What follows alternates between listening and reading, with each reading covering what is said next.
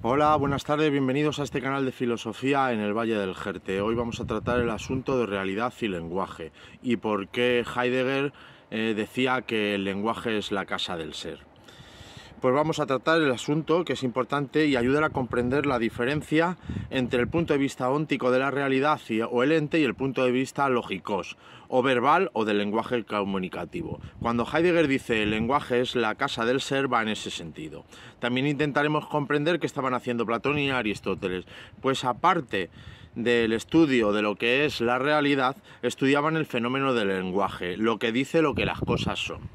Los griegos inventaron las ciencias, a las que llamaron episteme, y entre ellas, dedicada al lenguaje comunicativo, se encontraba la gramática, que se ocupaba del estudio de las palabras, letras, grama y oraciones.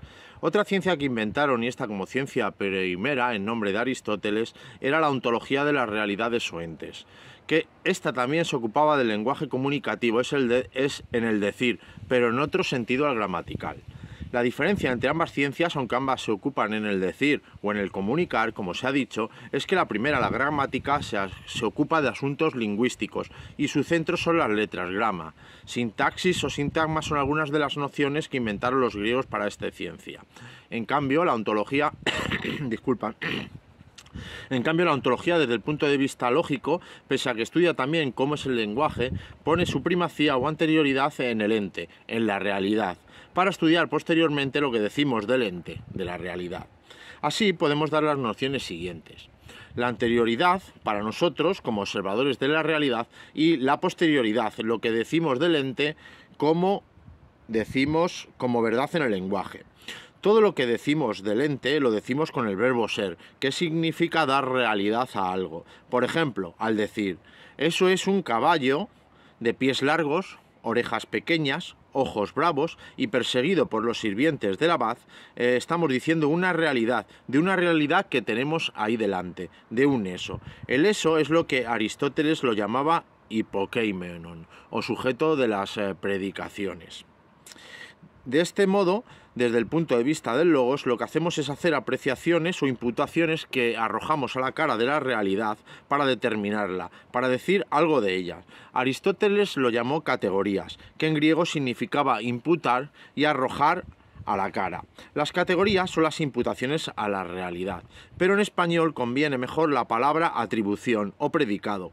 Por lo tanto, a partir de ahora, en vez de usar la palabra categoría, voy a usar la palabra atribuciones o atribución, y entre paréntesis digo categoría, para que se entienda bien cuál es la noción de categoría. Sobre el asunto de lo que estaba diciendo Guillermo de Baskerville en el libro del nombre de la rosa de Humberto Eco, acertó tanto en decir lo que era el caballo que vio, que le dijo hasta el nombre propio, que precisamente era el nombre propio del caballo que tenía el abad. Pero el límite indivisible de decir lo que la cosa era decir simplemente que era un caballo.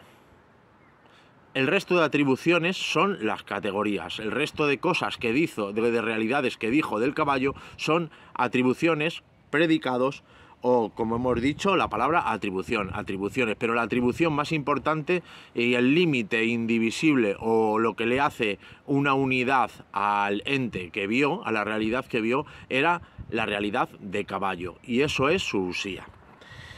Bueno, pues lo primero que hacemos ante la realidad que observamos es asombrarnos y luego la señalamos y preguntamos, ¿eso que hay ahí qué es?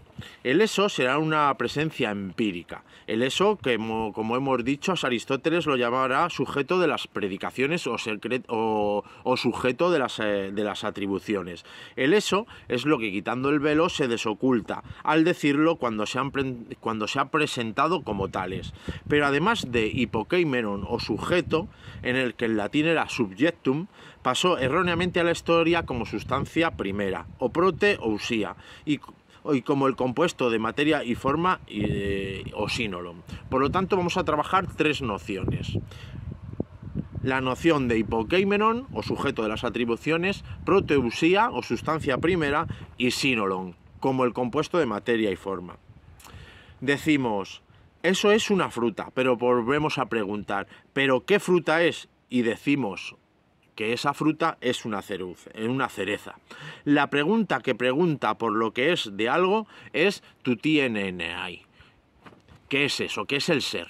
¿Qué es el ser?